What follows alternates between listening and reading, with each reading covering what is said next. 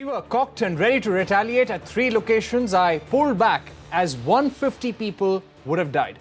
That's President Donald Trump issuing the strongest warning to Iran yet. What will be the global impact of escalating U.S.-Iran tensions? We're going to discuss this today on our special broadcast. Joining us today to take this discussion forward, we have the Director of National Maritime Foundation, Vice Admiral Pradeep Chauhan, former Ambassador to Canada and South Korea, Vishnu Prakash, and former Ambassador to the United States of America, Meera Shankar. We'll also be joined by Steve Irwin, White House correspondent for the Voice of America. Vice Admiral Chauhan, I'd like to come to you first. This seems to be a very strong warning by President Donald Trump. He also said that we were ready to retaliate. We were ready to attack at 3 places. I pulled back 10 minutes later because I was told 150 people would have died. Do you think that the military option is now off the table for President Donald Trump?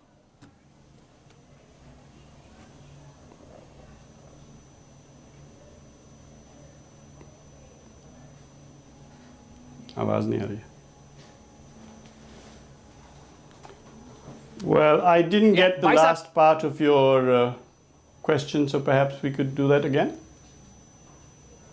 Sure. Vice Admiral Chauhan, the question that I'd like to ask, President Donald Trump has been tweeting over the last 30 minutes saying that we were ready to attack Iran at 3 locations last night. I pulled back in 10 minutes because I was told by my general 150 people would have died. We remain ready.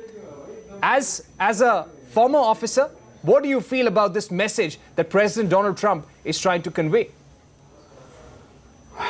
Well, I gathered your first part of the first bit of the question you had asked, which was correct. Is the military option really off the table for the Americans? And is now Donald Trump's comment to be seen in any different light? I think that what has happened is that President Trump is probably expounding a major capability threat to Iran, and this business of suddenly being told that 156 people are going to be killed is a bit odd, because if you are going to fire missiles into a country, the purpose will hardly be to ensure that nobody is killed. So I think that what is being done is a warning is being given, and a fairly strong statement of intent is being provided to Iran vis-a-vis this particular action. Will the military actions actually occur? I think it's hard to say, but I rather doubt it, because the impact will be fairly catastrophic all across the globe. All right. Ambassador Meera Shankar, what do you make of this? You've served in the United States. You've got the House Speaker Nancy Pelosi saying no appetite for war with Iran. Joe Biden is saying that this is absolutely self-inflicted. Do you think Donald Trump can go ahead with something like this? There is also a worry that U.S. may just bumble into a war with Iran. Well, I think, it's important to understand that opinion within the U.S. is divided on how to deal with Iran. The Democrats still hold that the nuclear deal that they had concluded with Iran was a good one, and that it should have been maintained. Whereas the Republicans, many of them were skeptical of the deal, and President Trump had said he would withdraw. And he did, and then imposed fresh sanctions on Iran.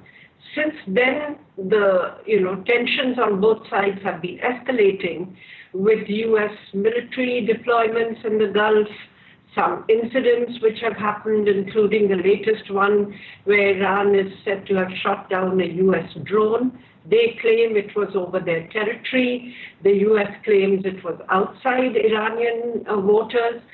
So the thing is that having gone on the ladder of escalating threats to Iran and also trying to isolate Iran, President Trump now faces the dilemma that many in his team are ready to for more muscular action, but he doesn't want another long military entanglement, having made that a core element of his platform during his presidential campaign, saying, what is America doing, wasting its resources in military entanglements overseas?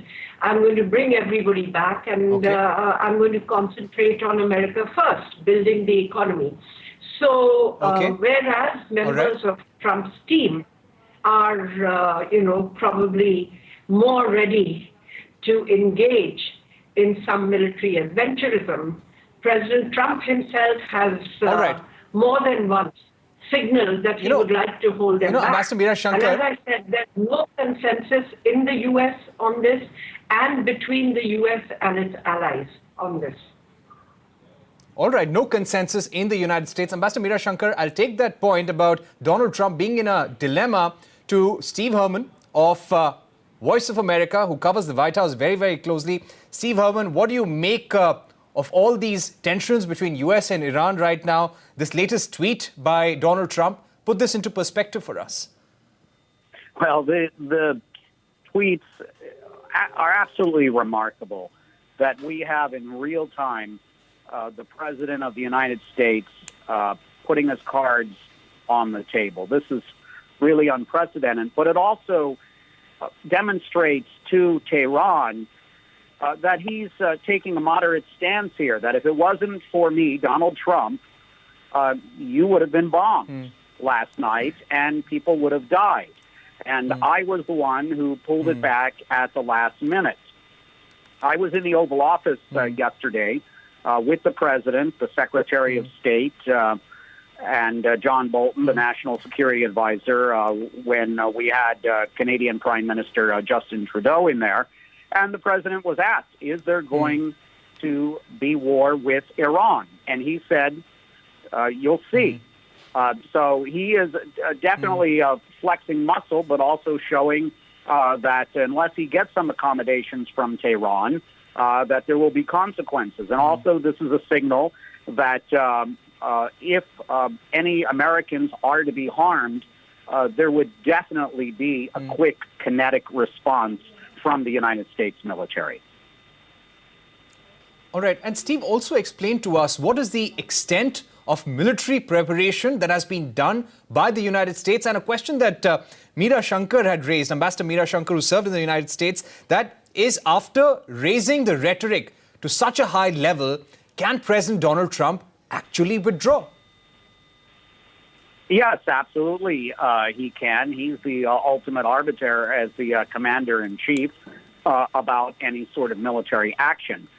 There were definitely meetings yesterday in the Situation Room at the Pentagon. We had members of Congress, top members of Congress, called into the Situation Room to lay out what had happened with the drone. But we have to keep in mind that the Pentagon is planning for all sorts of contingencies at all the time. They can pull plans off the shelf. So it's not like they needed to scramble within a couple of hours to basically build an attack from scratch. Trump likes to say all options are on the table. Well, that's true. All options are on the table all the time. And it's just a matter of getting generals, the National Security Advisor, the CIA, and the President in the Situation Room and deciding which one of those options to execute. All right, Steve, I'll request you to stay with us. I'd also like to get in a word from Ambassador Vishnu Prakash. Ambassador Vishnu Prakash, worrying times we're living in right now. Where do you think this is going? How is Tehran thinking? Parikshit, it is anybody's guess. There are two facets or two examples I can cite about President Trump's action. If you recall Syria, he has twice authorized strikes on Syria, and numerous people would have died. So, I mean, I don't think that deaths, especially in third world countries, is too much of a bother. So that's one aspect of that. And second is North Korea. After talking of a major conflict, etc., etc., President Trump, decided to have negotiations with North Korea, and which had not happened for over 60 years. So you have now, what is difference between Iran, North Korea, and Syria is the question. And my feeling is that Iran is neither North Korea nor Syria. It is not going to roll back and just let people roll over them. We recall it had fought an 8-year war with Iraq. It is capable of standing on its own. It is capable of, it's a civilizational society. They know how to handle pain and suffering. And when it comes to the US, people rally under the flag, around the flag in Iran. They are very unhappy with the regime, but no, when it comes to the great, quote-unquote, great Satan, it's a different outlook. Now, as I see it, the problem is that Tel Aviv and Riyadh are egging on President Trump. That is one. Then there is the Shia-Sunni dimension. And then there is a great game pertaining to energy and oil. So it's a very combustible mix. And that is where President Trump comes in with his domestic constituency and yet conscious that he cannot allow boots on the ground. That's right. So, well, as one of the co-panelists said, nothing is off the table. And, but, he is quite capable of sending a signal through back channels that he wants to de-escalate and, things can be sorted out. So, let's be prepared for anything dramatic. It could be hopefully not an escalation. I will not rule it out, but I am also not ruling out this de-escalation. How should India be prepared? Ambassador Vishnu Prakash, how should India be prepared? India has made it very clear that we are in the same geography as Iran. Our interests are different. We have always maintained our very clear position that we do not want a nuclear Iran. We are opposed to that, and yet we recognize the right of Iran to pursue an atom for peace. And we are very clear again, like the Europeans are, that JCPOA the agreement was followed, observed in letter and spirit by Iran. So obviously it is quite obvious that there is a certain segment in the American decision making, the hardliners so to say, who are have a very let's say muscular or an aggressive posture towards Iran. But here I am afraid US will realize that, or should realize, that they may not have the support of the world, because neither the Europeans, nor the Asians, nor the Chinese, nor the Russians are going to support the US if they're engaged in any adventurism with Iran. All right. Admiral Chauhan, just to get you in, what do you feel will be the global impact of this? I think Ambassador Vishnu Prakash pointed out that the global powers, the superpowers, will not be on board with something like this that the US president is planning. But over the next few weeks, what will be the impact on markets? What will be the impact on energy security? There is G20 coming up. There are talks between Pompeo and S. Jaishankar as well.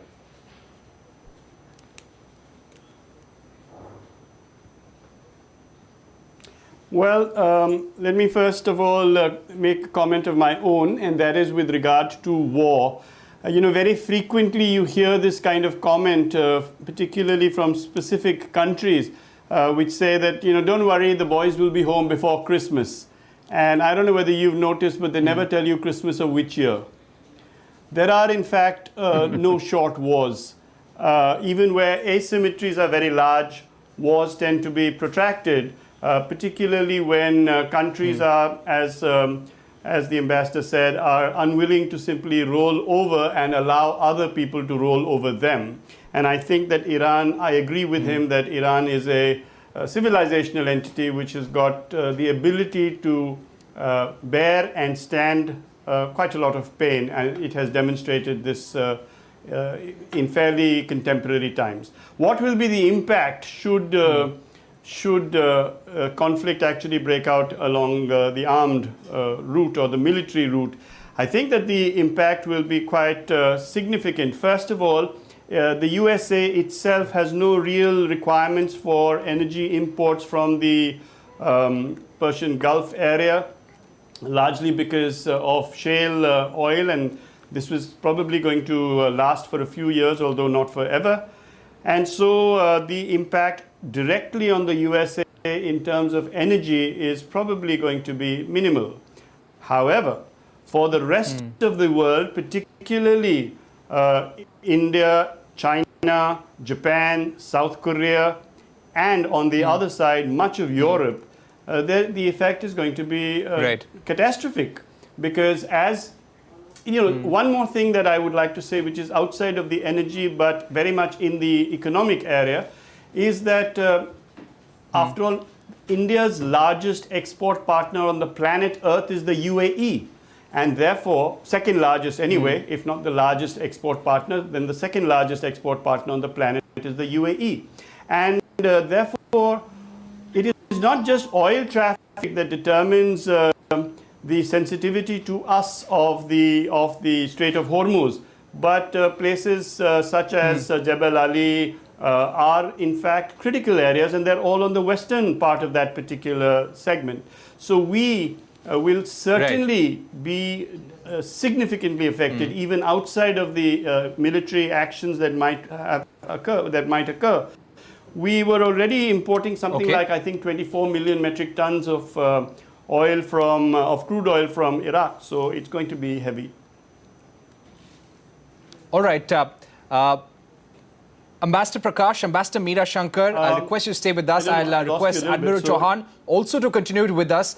Steve Herman, thank you very much for joining us on this discussion, giving us the perspective on what the White House is thinking currently. We'll also be joined by our former Ambassador Anjali Prasad, our ambassador to the WTO. Will be discussing Indo-US trade tensions when we return. US says it has no plans of capping H-1B in retaliation to data localization norms. But how will India accommodate US demands on bridging trade deficit and e-commerce? Remember, there are two crucial meetings next week, one between the US Secretary of State and the Indian External Affairs Minister, and then the all-important meeting between President Donald Trump and Prime Minister Narendra Modi on the sidelines of G20. Let me go across to Anjali Prasad, our former ambassador to the WTO. Ambassador Prasad, over the last few weeks, we've seen the kind of pressure that Washington has been building up on the question of data localization, e-commerce, reciprocity for US companies. How much can India accommodate?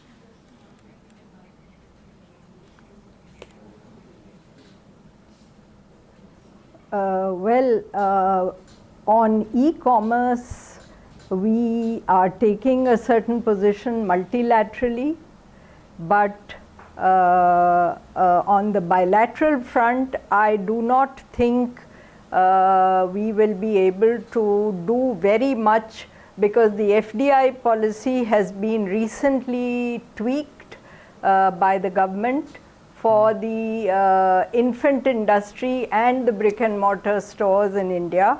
And it is, I think, difficult to roll that back bilaterally at this stage. In the multilateral forum, we are opposing rules on e-commerce at the moment. So that is the position. I think perhaps that is what will be stated, but one can only wait and watch. On data localization, I think the government is open to considering. I think the government is open to considering the views of industry, and they have sought comments of industry on the new rule. All right. So three key things.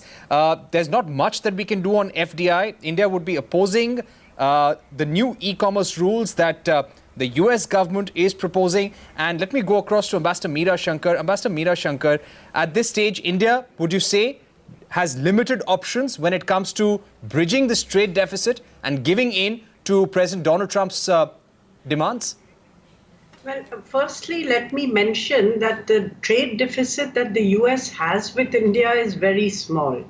And it's been reducing. US exports to India have been increasing. We've been buying aeroplanes, we've been buying oil and gas from the US. And these are things which will only grow in future. I think that you have to, instead of taking it issue by issue, that perhaps the two countries will decide on a package and there will be talks. I don't think they'll have immediate decisions, but there will be probably agreement to talk further on some of these issues. Now, we've been talking for some time, And India had, in fact, was one of the few countries which had deferred, imposition of retaliatory tariffs to the tariffs that the US had imposed on steel and aluminium. All their allies, Canada, Mexico, Europe, everybody had imposed retaliatory tariffs pretty soon. And we had done this to give time to try and reach a package. At the end of the day, India also has certain demands. For instance, on the H-1B issue, I think our companies have been finding it quite difficult because processing, through executive orders, not through change in legislation, but through executive orders, the processing of H-1Bs has become far more difficult and far more unpredictable, raising the costs for our companies. So I think there are issues from both sides on the table, and there will have to be some give and take. Yeah. What that will eventually be, I think there will have to be some give and take. We'll have to wait and watch. Ambassador Vishnu Prakash, yesterday there was a report that US was planning to cap H-1B visas for India to 10 to 15% of the annual quota. Today the State Department denied that report. But do you get a sense that this is one issue that the US government could use to turn the screws on India? And this is a scenario we'll have to be prepared for? Well, Parikshit, my reading is, and before I say that, I'm delighted to be on the show with my co-panelist Anjali, although I can't see her, but delighted to be on the show with her. Now, as far as I see it, US is testing waters and is trying to probe, trying to see how far India can be pushed, how far India will go. H-1B visa issues is certainly an issue, but let us also keep in mind that the e-commerce companies, the IT companies in the Silicon Valley are opposed to putting any caps, because while India gains, so does the US technology, so does US R&D and innovation. And already the State Department has said that they don't have that plans, but I cannot draw any comfort because very often there is daylight between the White House and the State Department. So certainly we need to be careful, but I think that it is going to be a bit of back and forth.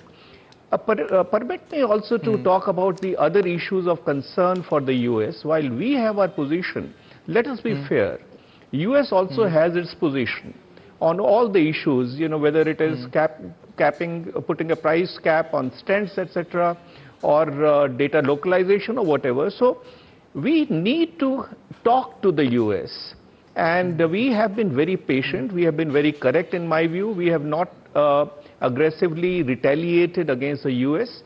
So I think we have to find a new equilibrium, a new dynamic.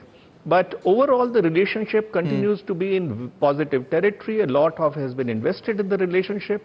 And I think that, this is something that we can deal with and find a solution to through negotiations. We have handled much more trickier negotiations in the past. And there is no reason why we cannot do it now. Okay, so you're saying we can deal with this? This is not a grave situation. We've handled worse situation in the past. Anjali Prasad, coming back to you, these retaliatory tariffs that India imposed recently, we had deferred it almost 9 or 10 times. What would be the impact on US companies, and how can the US react to something like this that India has done?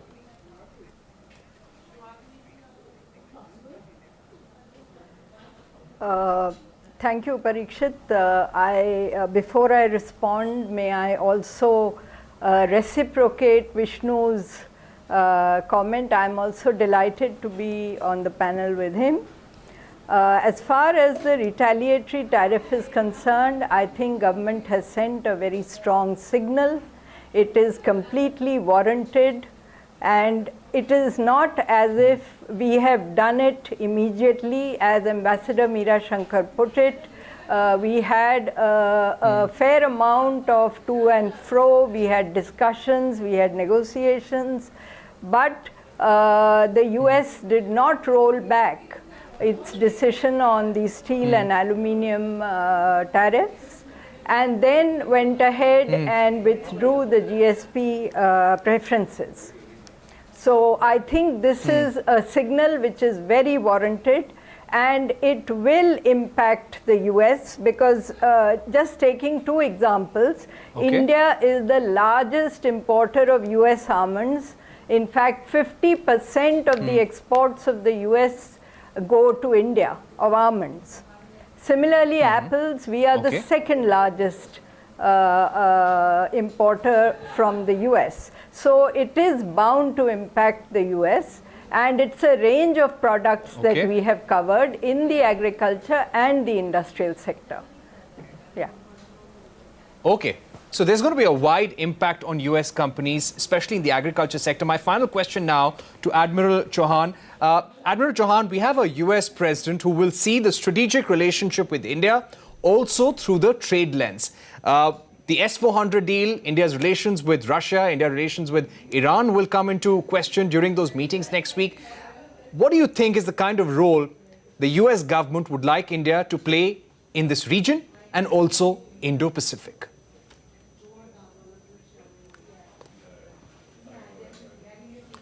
Okay, so that's a particularly germane question, so let me address that squarely. First of all, I want to say that your comment that President Trump tends to look at the strategic relationship through the trade lens may not actually reflect the truth. It is fashionable for us to say unkind things about some parts of the American leadership, but in fact it is my belief that American leadership is quite aware of the strategic significance of countries like India, and while every government has some silos through which or within which they operate, and therefore it seems that one is looking at a larger picture through the lens of a more immediate one, albeit a narrower one. So I do not think that the Americans are quite so strategically poor, cannot see the woods for the trees in this case. In any case, only a few days ago, the United States released their Indo-Pacific strategy, and India figures quite centrally in that. So there is some segment of India which believes that India is not very important to the USA. This, I think, is completely wrong. The USA needs India as much as India needs the USA, and I dare say in some segments the USA probably needs India more. This India that we are talking about is strategic India, and in the Indo-Pacific it is most manifestly reflected in maritime capability. So maritime capability within India and the military naval capability in India is quite a leader in this. S-400. How much of an impact does S-400 have? Admiral Chauhan, unfortunately, S-400? I think we're talking about apples and oranges. Yeah, Admiral Chauhan, unfortunately, I've completely run out of time. I'd like to thank you, Ambassador Vishnu Prakash, Ambassador Veera Shankar, and Ambassador Prasad for joining us on this discussion. We'll keep this conversation going. Two very important meetings next week. Keep watching CNBC-TV18 for more.